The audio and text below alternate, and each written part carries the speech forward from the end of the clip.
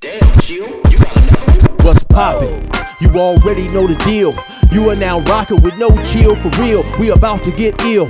What did you expect for me to bow down, get soft and talk politically correct? They consider me a threat, especially if they goofy, cause I clown guys, no lies, I just do it truthfully. It's on the house like Snoopy, it's free in other words. I'm a nightmare to these super squares and nerds. I barbecue 'em with words when I'm through commentating.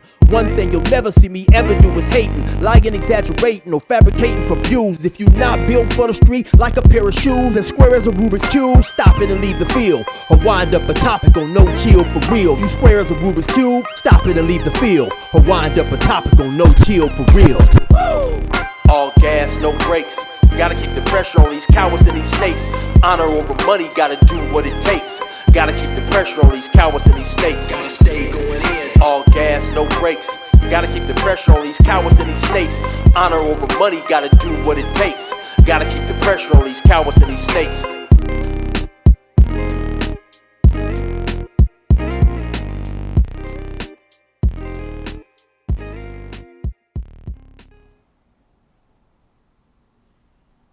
So what you heard right there is the intro for the channel that I've been telling you guys about, No Chill for Real. If you haven't tapped in, please be sure to go and subscribe. So on that channel, I'm gonna be talking about things for the most part that's unrelated to prison. I'm definitely gonna be less professional on that channel. We gonna clown, we gonna have fun, we gonna do reactions, talk about hot topics, so on and so forth, man. So go tap into the channel. I'm gonna leave a link in the comments and in the description so you can subscribe if you can't find it. No Chill for Real. Also, you see I'm still rocking my Damian Porter t-shirt. If you want to get that shirt along with several other shirts and several other things, go to the t-shirts and more store.printify.me. You'll see the commercial at the end of this video, and check that out, man. So anyway, let's hop right up into this story. So today I'm gonna be talking about how an individual who I happened to stab in prison reached out to me on social media.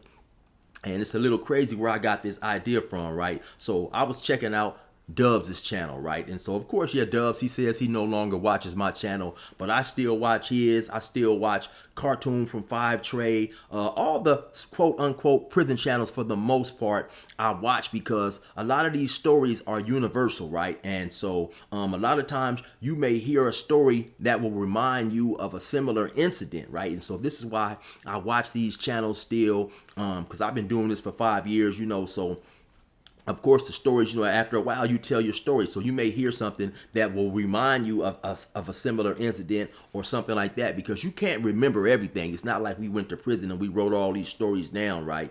And so as I'm going through his comments one day, I happened to see an individual, this is maybe about 2 weeks ago, says, yeah, Dubs, you know, Chill, he's never done any time on any rough yards, you know, he's never been on any level 4s, he's never stabbed anybody, he's never done this, he's never done that, right? So I don't know where this dude got all this information about me, right? But obviously he doesn't watch my page or look at my stories, because I have a story up talking about where I happen to stab an individual, and the name of that story is Chill versus Goliath, Part 1 and Part 2. Now, that particular incident was on a 2-yard, and what is unique and rare when it comes to the blacks, you know, anybody that's done any amount of time will tell you that for the most part, you will not have a lot of blacks carrying knives on a level 2-yard. You know, for those not aware with the California system, you have level 1, level 2, level 3, and level 4. Level 4 being the highest level of security. You know, once you get down to a level 2, it's a lot of differences. One of the differences is most level 2s in California is like a dorm type setting or like an army barracks type setting, as opposed to being on a level 3 and a level 4 is cell living. You know, I've always told people that regardless of the level, prison is prison, because you always going to have a level of violence in prison, period, regardless of what yard you happen to be on. There's always going to be the people with a propensity for violence on all those yards, right? Now, you may have more people with a propensity for violence on level 3s and level 4s, and that in part sometimes goes with the mentality on those yards, especially at level 4. A lot of people feel that they have to respond in violence to certain type of disrespect, right? As opposed to a level 2, you have more individuals there who have a I'm trying to go home mentality. Even if they are lifers and have been down for a long time, they have worked their way down to a level 2, and for the most part they're trying to stay out of the way, stay out of trouble, and go home. And that's something that also the COs kind of play on a little bit when it comes to somewhat being more disrespectful towards convicts on a level 2, because they know that you can sometimes talk to them a little different, a little more disrespectful, because most of these dudes don't want the problems that will come with assaulting a CO, right? So like I said, so for me to be on a level 2, and be willing to stab someone is honestly a different type of mentality, right? And let me just say this, I digress a little bit, but I'm gonna go ahead and talk about this and put this out there real quick. I got a good friend of mine, man. He goes by the name of CJ from 69ville, which is in Oakland, right? And he happened to be there when I stabbed this individual on the 2-yard. And so he tapped in with me. We talk periodically, man, and he's supposed to come on here and tell a whole lot of stories. He's got a bunch of good stories, man. So when you guys see this, I'm gonna let him know that I did this video. And if you guys are interested in hearing some of his stories, please make that known in the comments, right? This dude has a lot of interesting stories. He has done a lot of time, and he started going back to prison when prison was a more violent place. He's been going back and forth to prison, I believe, maybe since 88, 89. He happened to be in Pelican Bay when Cartoon from 5 Trey, the one with the YouTube channel, he said he saw him demolish 4 or 5 dudes all by himself. He also happened to be on the yard with Devil. He's the individual who happened to be unfortunately unalived by Gumby down in Calapat, And so while we were talking, because he was back in the prisons when they had the weight system and all that, and so I asked him, I said, hey, homie, who was the biggest dude that you've seen in terms of size in prison? And he said, oh, man, it had to be Devil. He said that dude was humongous, that dude was humongous and stuff. And so he's just got a lot of stories, man. So leave that in the comments if you want to hear his stories, man. I'll be trying to tap in with him. He's busy here and there, but I'm trying to get him to come on and kick around some of those stories. So anyway, back to this one individual who was talking about what Chill has and what Chill hasn't done. Chill's never done this, Chill never done that. Obviously, the dude doesn't know me, right? And so when he was mentioning those things, Chill's never stabbed anybody, Chill's never done anything or whatever. Like I said, obviously he's never watched my page, because I have that one story up. And this is this individual right here who reached out to me. This is a whole different individual, Matter of fact, I'm not even gonna name the prison or the incident in this particular story, right? I'll just say that there was an incident that transpired, and it wasn't between me and him. We happened to be on different sides of 2 collectives who happened to get into it, and I just happened to stab him in this incident, right? And so maybe about a year and a half ago, maybe somewhere around there, I happened to see a comment on my YouTube channel. And I forget the exact nature of the comment, but it was basically, this dude was talking about, being in prison with me. And I could tell by the things that he said in the comments, he had some in-depth knowledge about me and so on and so forth, right? So I left a comment. I said, hey, man, what's up? Good to see that you free or whatever. And I said, who is this? And he hit me back, a little later. I don't know how long it was, and he told me, because I think I asked him, what if they used to call you in prison? And so he hit me back with his old nickname, right? And so once he said his nickname, then I immediately knew who he was. I had knowledge of the history that had transpired between us, and I'm gonna keep it 100. I was a little hesitant of whatever, going back and forth or whatever, or reaching out to him, because I think he had told me get at me, or I can't quite remember if I hollered at him and told him reach out to me or whatever. But the thing that convinced me to go ahead and reach out to this individual is because his social media username. I'm not gonna say the name of his.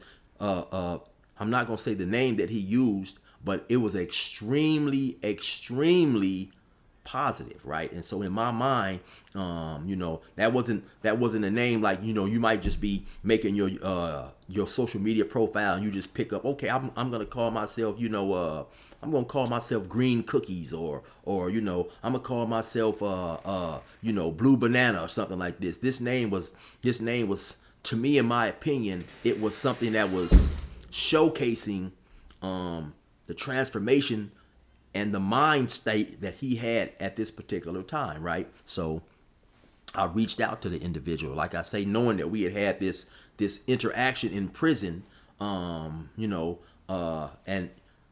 some individuals,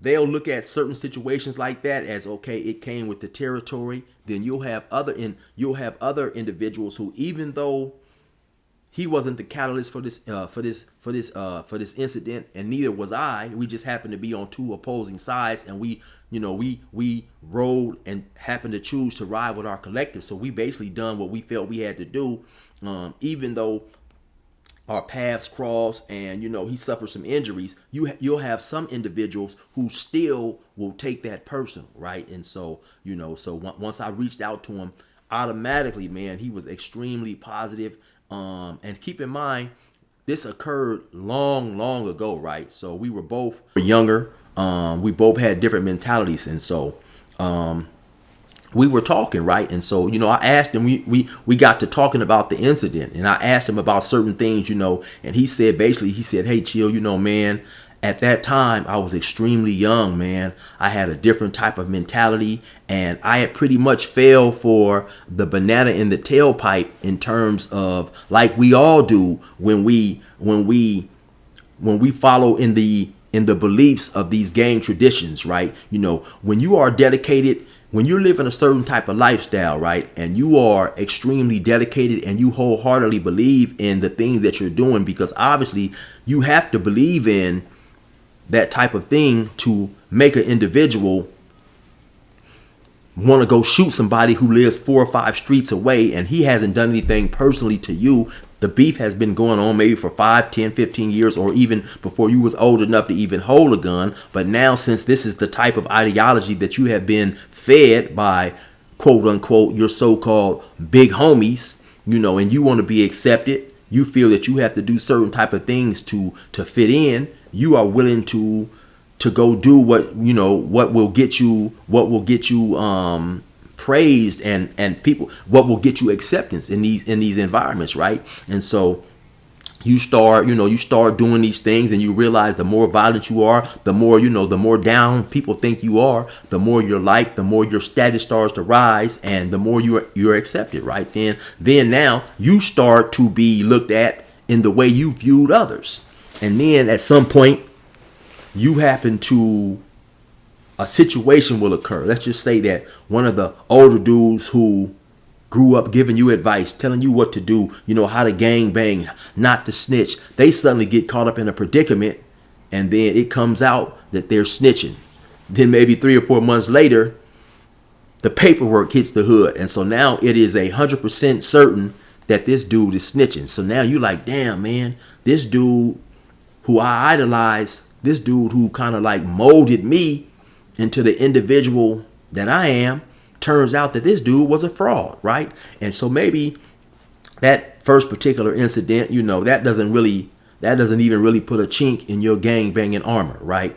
But then maybe later on down the line, as you steady doing this stuff, now this type of lifestyle is taking you back and forth to prison. Now you're starting to see more incidents where dudes are not the individual you believe that they were. Now you're starting to see that, man, at some point in time, everybody is not committed in the way that I'm committed. Some dudes are just hanging around, using the hood somewhat as a pass to get acceptance and be able to have, unmolested journeys through certain channels and situations.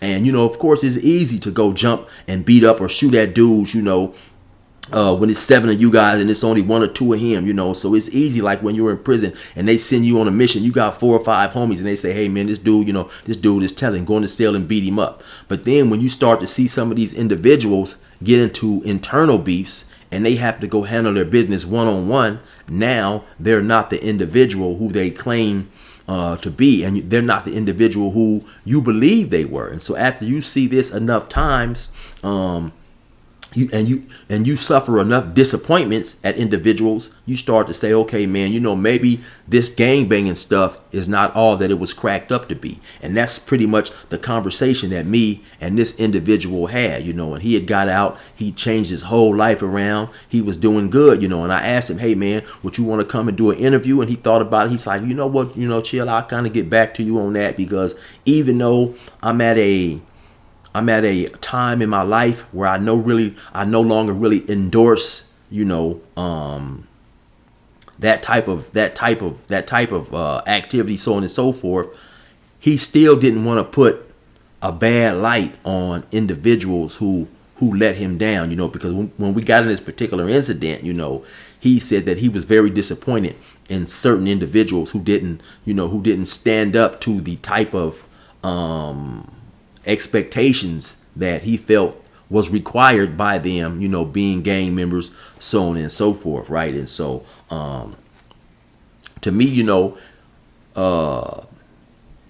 was just a trip, as like I said, as we talked, both of us realizing that we were extremely young, man, and misled, and we were both fortunately blessed to be out. He also shared with me during those times he was going through some things where it clouded his judgment. It clouded a lot of the thoughts and the actions that he done. And so now just to be out, to be able to enjoy freedom, to be a family man, so on and so forth, he realized that things that he thought was important back then were not important to him today. And so it's just a trip how, like I said, we happen to be on different sides of a negative situation, but now through maturity, through understanding and through time, we can get out and correspond, talk with each other, send each other sincere wishes of doing well, so on and so forth, right? And so that's just a story right there on learning to mature after you go through certain type of things, certain type of instances and situations like that. Like I say, once again, I don't want to just go deep all into the story because I'm not necessarily trying to put the individual out there like that. But anyway, you already know how it is. It's your boy 16 to life. Resume normal program. Lately, I've been getting a whole lot of questions about my Damian Porter t-shirt. If you want to cop that t-shirt, definitely be sure to go to the t-shirtsandmorestore.printify.me. The reason that I copped this t-shirt is because it got great graphics and the picture is nice and clear. Now, in order to get yourself one of these t-shirts, be sure to go to your preferred banking institution and withdraw the appropriate amount of funds to ensure that your transaction will be facilitated without any delays, impediments, or hinders. Now, also, of course, while you're there, you might want to copy something else. They have a host of great t-shirts. They have a lot of vintage t-shirts from old sitcoms, old movies, and your favorite artists. It's just so much there, man. Definitely be sure to go to the t-shirtsandmorestore.printify.me and be sure to use the promo code CHILL for your 15% off. You will not regret it. They have a bunch of t-shirts with several different designs, among other things, and I guarantee you will find something that you like. Once again, that's the t-shirtsandmorestore.printify.me.